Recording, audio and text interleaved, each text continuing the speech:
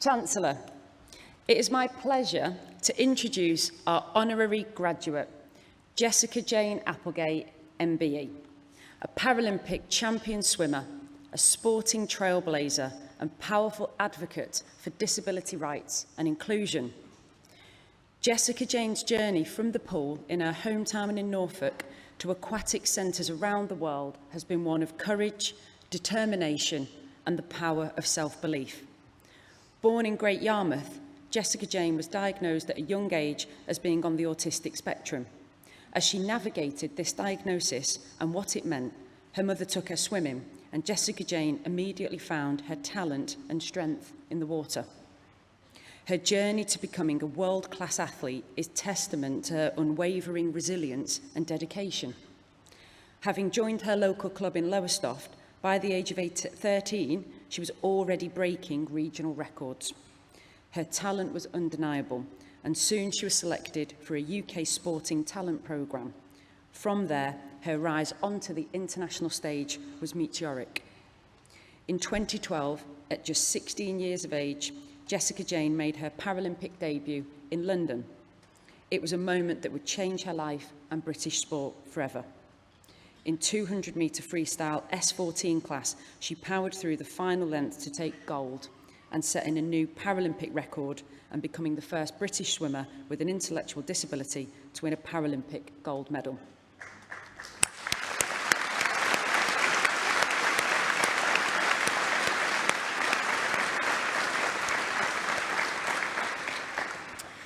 Since then, Jessica-Jane has gone on to win an astonishing 42 international medals, 13 gold, 19 silver and 10 bronze across the Paralympic Games, World Championships and European Championships.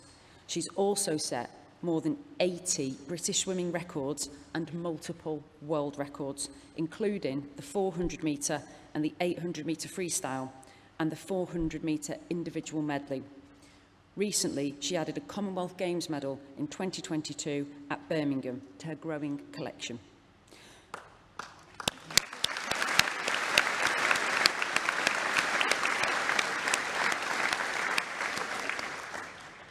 Only at Loughborough do people kind of wait on the clap because they think what's coming next, because this is just so phenomenal.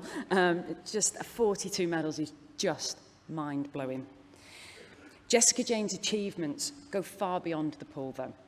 She's used her platform to advocate for greater inclusion and understanding of people with learning disabilities, regularly speaking out about the importance of visibility, representation and opportunity for all.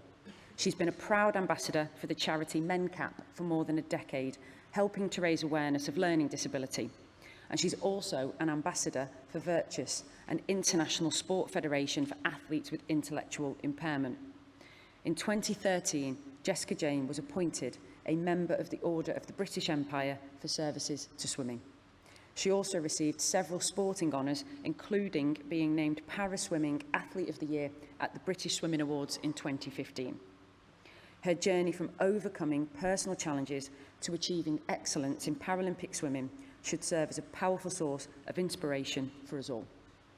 By sharing her story and acting as a mentor, Jessica-Jane motivates others to pursue their passions, overcome obstacles and realise their full potential.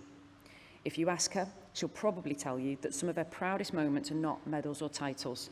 They're about showing young people, especially those who feel different, that they are capable of greatness.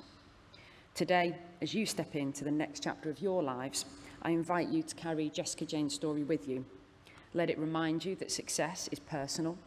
Sometimes it is simply about being the fastest out the blocks or reaching new heights.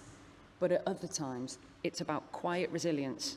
It's about showing up time and again, even when you feel the odds are stacked against you.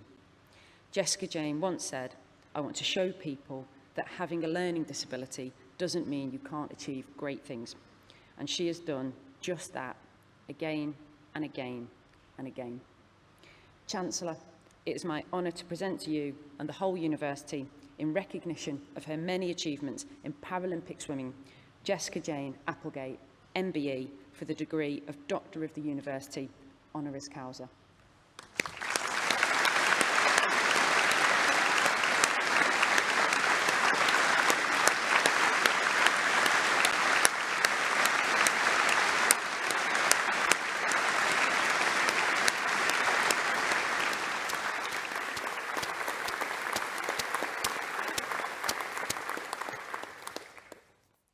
I'm so pleased to be able to give you this honour this afternoon. The work that you have done way, way beyond the pool in helping lift the cloud of limitation around disability and impairment for so many young people has frankly been extraordinary. So for all those things and many, many more, I'm delighted that you're here today. I have a little bit of housekeeping, however. By virtue of the power vested in me as Chancellor of this university, I admit you to the degree of Doctor of the University, honoris causa. Many, many congratulations. So please. The platform is yours.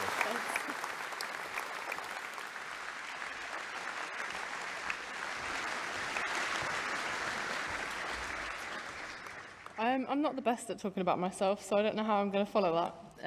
Firstly, I want to say a huge thank you to Loughborough University for my honorary doctorate, showing recognition for my achievements in swimming and campaigning for inclusion. This actually means so much to me. Over half of my life has been dedicated to my sport. Not just being recognised with someone with a disability, but to be recognised with someone that has a hidden disability means the absolute world to me. My biggest sport of achievement, of course, you're going to think I'm going to say is getting a gold medal at London 2012, but actually, it's always been an underdog. No one ever expected me to qualify for London 2012, let alone go on and win it. In 2015, things weren't going my way. Russia had produced an absolute phenomenal swimmer who wiped the floor with me. And actually, at Worlds, I became champion in backstroke. It isn't my event, and I went on to beat her and be one of the only people to ever beat her in the pool. And then after that, I had various different surgeries. I had a back injury, and no one ever expected me to medal again, qualifying again. In 2023, I regained my world title exactly 10 years after losing it. And the moral of this story is I want you guys to take away is I want you to know if there's something that you love doing, don't let anyone tell you that you can't, because the truth is you can. My non-sporting achievement is campaigning for change in the learning disability and neurodiversity. I went to Parliament twice to highlight the fact that female athletes with a learning disability were not allowed to compete in the Commonwealth Games where male athletes were. In 2022, female athletes with a learning disability were able to compete where I was able to compete. I didn't do this for myself, I did it for campaigning for inclusion, for I wanted the world to be better. I wanted athletes to have something to aspire to. So I was super happy. And I also like to break stigma around stereotypes of people with a learning disability and neurodiversity. People think that if you have a learning disability, you can't. The truth is you can. You may take longer, but you can achieve whatever you want to achieve. And lastly, I want to congratulate you all on your graduation. It's an incredible achievement. And please go on and follow your dreams like I did. And I wish you all the best with whatever that may be. Once again, I want to thank you all.